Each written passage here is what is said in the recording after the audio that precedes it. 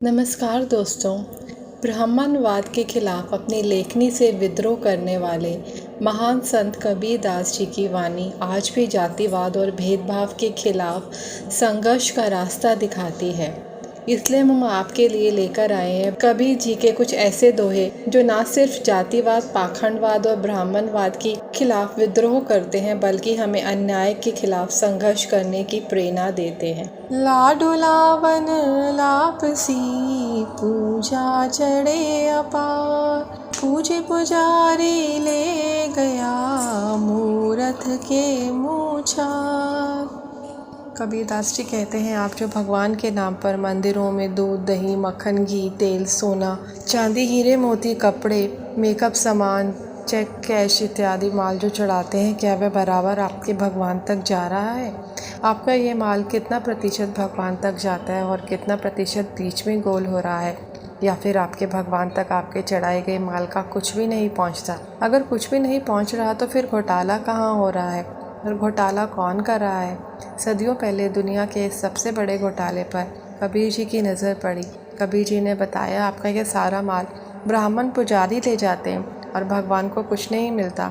जाति न पूछो साधु की, पूछ लीजिए ज्ञान। मोल करो तलवार का, पड़ा रहने दो म्यान। कबीर जी कहते हैं, ज्ञान का महत्व किसी की जाति या धर्म के आधार पर नहीं होता। ज्ञानी व्यक्ति की जाति और धर्म को किनारे करके उसका सम्मान करना चाहिए। कबीर उदाहरण देते हुए कहते हैं कि जिस तरह से मुसीबत में तलवार काम आती है, ना कि उसको ढकने वाली म्यान, उसी तरह किसी मुश्किल में सज्जन का ज्ञान काम आता है, ना कि उसकी जाति और धर्म। कबीर यहाँ ज्ञान पर सिर्फ ब्राह्मणों के एकाधिकार को चुनौती दे रहे हैं। वेद पुराणों को रट कर खुद को ज्ञानी कहने वाले ब्राह्मणवादियों ने इंसान और इंसान में जन्म के आधार पर भेद किया, लेकिन कबीर भेदभाव का नहीं, इंसान और इंसान में प्रेम का संदेश देते हैं। पोथी पढ़ी पढ़ी जग मुआ, पंडित भया न कोय। ढाई आखर प्रेम खा, पढ़े सो पंडित होय। यहाँ कबीर जी बताते हैं कि लोगों ने तमाम पोथी पत्रे और ग्रंथ रट लिए, लेकिन असल मायनों में कोई भी पंडित नहीं बन सका, क्योंकि उनके अंदर दूसरे इंसान के लिए प्यार नहीं है। कबीर कहते हैं, इस खोखले ज्ञान की जगह अगर ढाई अक्षर के शब्द प्रेम को पढ़ लें तो आप असली पंडित बन जाएंगे, यानी समाज के सभी वर्गों, जातियों के साथ समानता का व्यवहार करेंगे। जो तो ब्राह्मण ब्राह्मणी का जाया, आन बाट काहे नहीं आया। कबीरदास जी कहते हैं, अपने आप को ब्राह्मण होने पर गर्व करने वाले, ज़रा यह तो बताओ कि जो तुम अपने आप को महान कहते हो, तो फिर तुम किसी अन्य रास्ते से या किसी अन्य तरीके से पैदा क्यों नहीं हुए? जिस रास्ते से हम सब पैदा हुए, तुम भी उसी रास्ते से ही क्यों पैदा हुए? कोई आज यह बात बोलने की हिम्मत भी नहीं करता जो सदियों पहले कबीर जी कह गए। पाथर पूजे हरि मिले, तो मैं पूजूं पहाड़। घर की चाकी कोई न पूजे, चाको पीस खाए संसार। कबीर यहाँ पाखंडवाद पर कड़ा प्रहार करते हैं।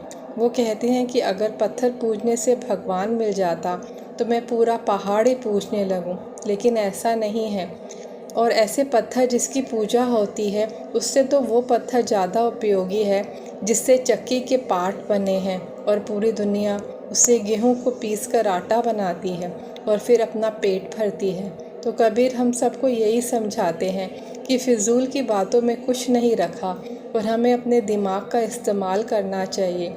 कबीर अंधविश्वास से भी दूर रहने की सलाह देते हैं। वो कहते हैं, माटी का एक बाग बना के पूजे लोग लुगाया। जिंदा नाग जब घर से निकले, लेटाठी धमकाया। कबीर इस दोहे के जरिए कहते हैं कि लोग पूजा पाठ में आडंबर और दिखावा करते हैं। मसलन सांप की पूजा करने के लिए वे माटी का सांप बनाते हैं, लेकिन वास्तव में जब वही सांप उनके घर चला आता है तो उसे लाठी से पीट देते हैं। यहाँ कबीर लोगों के दोगलेपन को दिखाने की कोशिश करते हैं। हिंदू कहे मोहे राम प्यारा, तुर्क कहे रहमान, आपस में दो लड़ी मुए, मरम न को जान।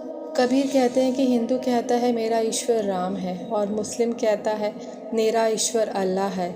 इसी बात पर दोनों धर्म के लोग लड़कर मर जाते हैं। इसके बाद भी कोई सच नहीं जान पाता। कबीर ये बात आज से 500 साल पहले कह रहे थे, लेकिन आज भी उनकी बात एकदम सच है।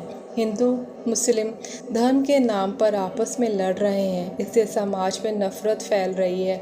हमें ऐसा नहीं करना चाहिए। मलमल धोए शरीर को, धोए न मन का मैल, नहाए गंगा गोमती, रहे बैल के बैल।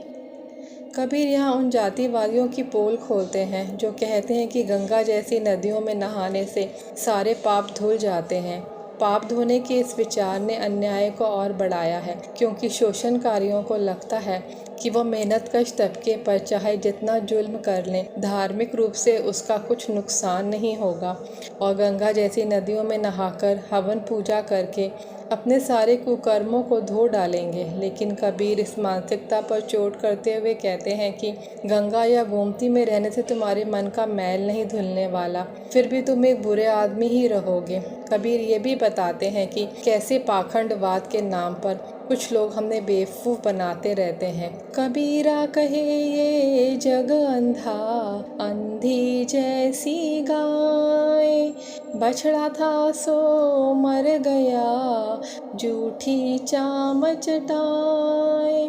कबीर यहाँ आगाह करते हैं कि कुछ लोग इस दुनिया को अपनी दुकान चलाने के लिए अंधा बनाए हुए हैं।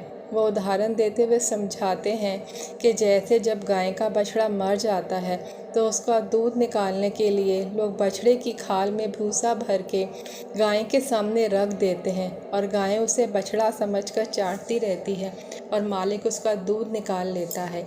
कबीर यहाँ समझाते हैं कि जिस तरह से विवेकहीन गाय सच नहीं जान पाती, उस तरह से लोग ये नहीं समझ पाते कि कैसे धर्म और पाखंडवाद के नाम पर उनका मूर्ख बनाया जा रहा है।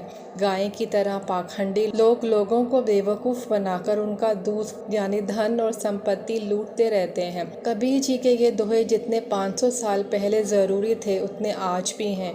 हमें उम्मीद है कि इन दोहों से आपको कुछ न कुछ अच्छी सीख ज़रूर मिली होगी।